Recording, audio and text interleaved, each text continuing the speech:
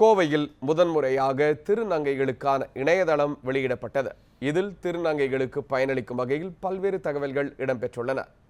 கோவை மாவட்ட திருநங்கைகள் நலச்சங்கம் சார்பில் மாவட்ட ஊரக வளர்ச்சி மற்றும் தனியார் அமைப்பு உதவியுடன் திருநங்கையரின் முப்பெரும் கலை விழா நடைபெற்றது.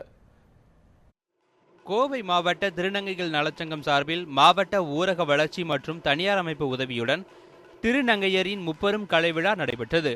3வது ஆண்டாக நடைபெற்ற இந்த விழாவில் திருநங்கை ரதி என்பவரால் எழுதப்பட்ட பாதை எனும் புத்தகம் வெளியிடப்பட்டது. புத்தகம் வெளியிடும் கோவையைச் சேர்ந்த முதல் திருநங்கை இவர் என்பது குறிப்பிடத்தக்கது. அதாவது இந்த புத்தகத்துடைய பேர் பாதை, ஒரு 3ஆம் பாலினத்தின் பயணம். அதாவது 3ஆம் பாலினமாகப்பட்ட எங்கள் திருநங்கை சமுதாயம், எங்கள் மக்கள் எப்படி அவங்க வீட்டிலேருந்து வெளிவராங்க, எப்படி திருநங்கையாக ஆகிறாங்க, அவங்களோட வாழ்க்கையில் எந்தெந்த மாதிரி பிரச்சனைகளெல்லாம் ஃபேஸ் பண்ணுறாங்க, அதாவது அந்த பிரச்சனைகள் மூலமாக அவங்க கிடைக்கக்கூடிய தீர்வு என்ன, அதை பற்றி இந்த புத்தகம். அதுலேயும் இதில் இருக்கிற நாயகியாகப்பட்டவள் எப்படி அவருடைய பிரச்சனைகள்லாம் ஃபேஸ் பண்ணி எப்படி அவருடைய ஒரு நிலையை அடைகிறா அப்படிங்கிறத பற்றி தான் இந்த புத்தகம்.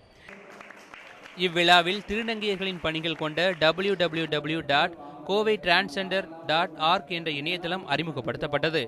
இதில் திருநங்கைகளுக்கு வழங்கப்படும் சலுகைகள், அவர்களின் ஆக்கப்பூர்வமான செயல்பாடுகள் உள்ளிட்டவை குறித்த தகவல்கள் இடம்பெற்றுள்ளன.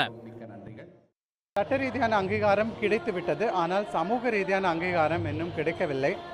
அதற்கு முதல் படி பெற்றோர்கள் திருநங்கைகளை கண்டிப்பாக ஏற்றுக்கொள்ள வேண்டும். அது ரொம்ப அவசியம். அரசு சார்பாக அரசு திருநங்கைகளுக்கு என்று 3ஆம் பாலினருக்கு என்று இடஒதுக்கீடு கண்டிப்பாக வழங்க வேண்டும். அனைத்து துறைகளிலும், கல்வித்துறை மற்றும் அனைத்து துறைகளிலும், சிவில் சர்வீசஸ், சமூக பணிகள் மற்றும் அனைத்து அரசு துறைகளிலும் கூட திருநங்கைகளுக்கு வேலை வாய்ப்புகள் வழங்க வேண்டும்.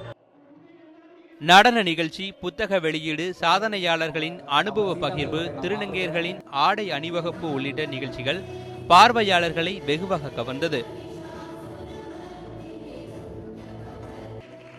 கோவை மாவட்டத்தை பொறுத்தவரை பதிவு செய்யப்பட்ட திருநங்கையாக சுமார் 1100 பேர் உள்ள நிலையில் அவர்களுக்கான சமூக பாதுகாப்பை உறுதிப்படுத்தவும் வாழ்க்கையில் மேம்படுத்துவதற்கான நிகழ்ச்சியாகவும் இந்த நிகழ்வு அமைந்ததாக ஒருங்கிணைப்பாளர்கள் தெரிவித்தனர்.